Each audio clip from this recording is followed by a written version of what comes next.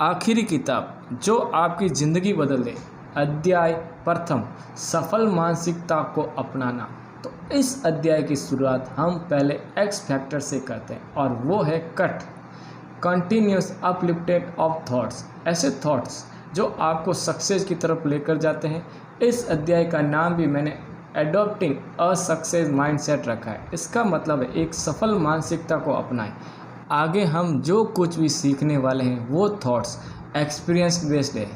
अभी मैं यह नहीं कह सकता कि जो भी मैं कह रहा हूँ वो सही है या जो आप सोच रहे हैं या कह रहे हैं वो सही है। इसका फैसला आपको अपने थॉट्स में और भी गहराई में जाकर लेना होगा। आपको खुद को इस चीज़ का एहसास करना होगा कि क्या सही है क्या गलत है। यहाँ पर वो चीज़ें सही है जो आपको आपके मन चाहे रिजल्ट देती है, आपको सक्सेस की तरफ लेकर जाती है और आपको वो सभी काम करने से रोकती है जो आपको फेलियर यानी असफलता की तरफ लेकर जाते हैं। जब हम सक्सेस माइंडसेट की बात करते हैं तब हमें ये समझना चाहिए कि जो कुछ भी हमारे आसपास हो रहा है वो सब सब्जेक्टिव है। यहाँ पर किसी भी तरह की कोई रियलिटी नहीं है और हर चीज़ इंटरप्रिटेशन के लिए मौजूद है। हर किसी के लिए जो वास्तविकता होती है वो अलग होती है।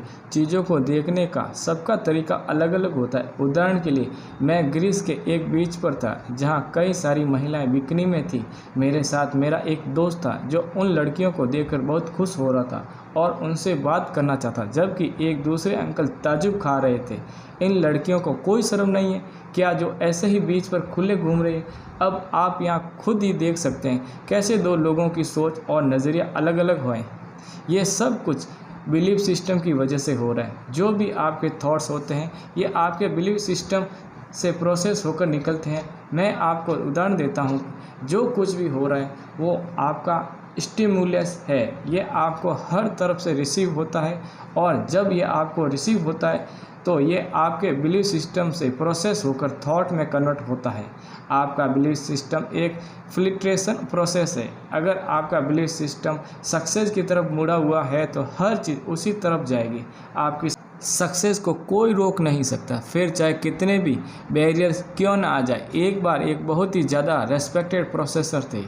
एक बार उन्होंने अपने स्टूडेंट से कहा कि वो सबको एक वीडियो दिखाएंगे और वो कहते हैं कि उस वीडियो को देखने के बाद हर कोई अपना रिस्पॉन्स दे। वीडियो में सभी स्टूडेंट समुद्र में उड़ती हुई तेज़ लहरें देखते हैं, साथ ही घने काले बादल और कड़कती हुई बिजली। उनको एक पानी का जहाज़ आता हुआ दिखता है और वो जहाज़ हवा और पानी के बीच से गुजरता हुआ दिखता है। थोड़े समय बाद वो जहाज़ डूब जाता है। प्रोफेसर यहाँ पर वीडियो को रोक देते हैं और अपने स्टूडेंट से पूछते हैं कि वीडियो में उन्होंने क्या देखा। कुछ स्टूडेंट ने कहा कि तेज़ हवा की वजह से जहाज़ डूब गया, वहीं कुछ लोगों ने तेज़ लहरों को इसका जिम्मेदार ठहराया। प्रोफेसर ने कहा कि हर कोई सही है कि जहाज़ डूबा, लेकिन वो इसलिए डूबा क्योंकि वो पानी से भर गया था। इसी तरह आपके आसपास भी ऐसी ही परिस्थितियाँ होगी, लेकिन आपका जहाज़ भी वहीं डूबेगा जहाँ इसमें पानी भर जाएगा। आपके जहाज़ का पानी निगेटिव थॉट है और ये अगर आपके दिमाग में जगह बनाने लगे तो आपको आगे बढ़ने से रोकेंगे। ऐसा ही कुछ एक बार एक स्कूल जाने वाले लड़के के साथ होता है। वो एक बार अपने स्कूल से घर आ रहा होता है, तभी रास्ते में उसे कुछ लड़के रोकते हैं और उसको खूब पीटते हैं और उससे कहते हैं कि तुम किसी भी काम के नहीं हो, तुम्हारी कोई भी वैल्यू नहीं है और तुमको कोई प्यार भी नहीं करता है। तुम इस स्कूल के सबसे बेकार स्टूडेंट हो।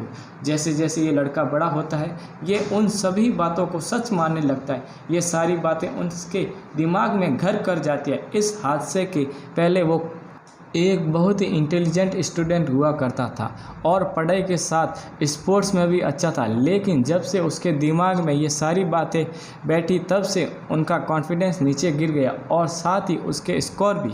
उसने अपने दोस्तों और बाकी लोगों से भी बात करना बंद कर दिया क्योंकि उसको लगा कि जो भी उसको बोला गया वो सब कुछ सच है। अब आप देख सकते हैं कि कैसे एक बिलीव आपकी ज़िंदगी बदल सकता है। कुछ लोगों का ऐसा कहना है कि उनकी खुशी कुछ चीज़ों के ऊपर निर्भर करती है, लेकिन असल में आपकी एक खुशी अंदर से होती है। बाहर की चीज़ें कभी भी आपकी खुशी का कारण नहीं होती है। आप किसी भी समय खुश हो सकते हैं। तो आप इस फैक्टर कट का प्रयोग कर सकते हैं। अपनी उंगलियों से चुटकी बजाइए और ज़ोर से बोलिए कट, और बिना बात के ही खुश हो जाइए, क्योंकि खुश होने के लिए आपको किसी भी रीज़न की ज़रूरत नहीं है। तो अभी अपनी आँखों को बंद कीजिए और फील कीजिए। अगर आपने खुश होने के कारणों का पता लगाना शुरू कर दिया तो यकीन मानिए आप कभी भी खुश नहीं हो पाएंगे। लेकिन हर समय खुश रहना और बिना बात के खुश होना भी एक कला है जो सबको नहीं आती, लेकिन आप कर सकते हैं, क्योंकि आप सबसे अलग है। भौतिकवादी चीज़ें आपको सिर्फ कभी कभी ही खुश रख सकती है, न कि हर समय। जो भी मैं आपको कह रहा हूँ वो आपको आपके बिलीफ सिस्टम में जाकर देखना पड़ेगा कि क्या आपको खुश करता है और क्या नहीं। तो आपका बिलीफ सिस्टम क्या है और कहाँ तक पहुँचा है। जब हम छोटे से बच्चे होते हैं तब हमारे अंदर ये बिलीफ सिस्टम नहीं होता है, हम सभी कोरे कागज़ की तरह होते हैं। तो सोचने वाली बात यह है कि ये बनता कैसे है। ये हमारे अंदर हमारे फैमिली से, फिर हमारे फ्रेंड सर्कल से और फिर हमारे टीचर से बनता है। और यही तीनों हैं जो हमारे बिलीफ सिस्टम को सबसे ज़्यादा अफेक्ट करते हैं। और मुझे ये भी लगता है कि कई सारे लोग ड्यूल बिलीफ सिस्टम में विश्वास रखते हैं, वे एक से ज़्यादा चीज़ों में बिलीव करते हैं। उदाहरण के लिए मेरी माँ एक बार हमारे पड़ोसी से बात कर रही थी और वो एक दूसरे पड़ोसी के बारे में बोल रही थी। ये तो उनके कर्म हैं जो उनके सामने आ रहे हैं। कुछ दिन बाद वो पड़ोसन हमारे घर आई और हमें बताने लगी कि उनको बिजनेस में घाटा हो गया और भगवान ने उनके साथ सही नहीं किया। जब वो दूसरों की बुराई कर रही थी तब उनको कर्म दिख रहे थे, और जब उनकी खुद की बारी आई तो सारा ब्लेम भगवान जी के ऊपर। यह परिस्थिति ड्यूल बिलीफ सिस्टम है। तो आपके केस में आपको तय करना है कि आपको कौन सा अपनाना है। मेरे हिसाब से ये सब कर्म का फल है। जैसा आप बोएंगे वैसा ही आप काटेंगे। जो कुछ भी आपको मिलता है वो एक प्रोसेस या प्रक्रिया के तहत मिलता है। इस दुनिया में कुछ भी अचानक नहीं होता और सब कुछ पहले से निर्धारित है। इस पूरे प्रोसेस को प्रोसेस ऑफ मैनिफेस्टेशन भी कहते हैं। हमारी लाइफ हमें जो भी मिल रहा है वो हमारे कर्मों का फल है, जिसके लिए हम खुद ही जिम्मेदार हैं। हमें हमारी लाइफ में जो भी मिल रहा है या हम जो भी कर रहे हैं वो सभी हमारे कर्मों का परिणाम है। अब कर्मों से यहाँ मतलब है कि जो कुछ भी हम करते हैं या जिस चीज़ से भी हम गुजरते हैं वो सब हमारे कर्मों का परिणाम है। और हमारे कर्म हमारे एक्शंस है, हमारे एक्शन ही है जो रिजल्ट्स देते हैं। तो अब अगर हमारे एक्शन ही रिजल्ट्स देते हैं तो लोग गलत एक्शन क्यों लेते हैं। जब लोगों को पता होता है कि उनको डायबिटीज़ है तो वो मीठा क्यों खाते हैं। जब लोगों को पता है कि सुबह जल्दी उठना उनकी हेल्थ के लिए अच्छा है तो फिर क्यों नहीं उठते। ऐसा वो अपनी बिलीफ सिस्टम की वजह से करते हैं। साथ ही हमारे पास हमारे एक्शंस के जस्टिफिकेशन भी होते हैं। बिलीफ सिस्टम एक दिन में नहीं बदलता, इसके लिए काफ़ी वक्त लगता है, इसमें समय लगता है। तो अपने बिलीफ सिस्टम को बदलने के लिए हमको हमेशा कुछ बड़ा सोचना या करने की ज़रूरत है। जो कुछ भी हमने पहले किया हमको उससे बड़ा सोचना और करने की ज़रूरत है। साथ ही हमेशा ऐसी चीज़ों से जुड़े रहना जो हमारे बिलीफ सिस्टम को बेहतर होने के लिए बदले। कई लोगों को लगता है कि अपनी लाइफ में हर अच्छी चीज़ डिज़र्व नहीं करते। उदाहरण के लिए अगर आपको लगता है कि आपके लिए करोड़पति बनना आसान नहीं है तो आप ऐसे लोगों के बारे में जान सकते हैं या पढ़ सकते हैं जिन्होंने खुद के दम पर कुछ किया हो। अगर आपने लगातार ऐसा करना शुरू कर दिया तो आप खुद के अंदर बदलाव महसूस करेंगे और आप देखेंगे कि आपका बिलीफ सिस्टम बदल रहा है और आप ना कर पाने से कर पाने की तरफ बढ़ रहे हैं।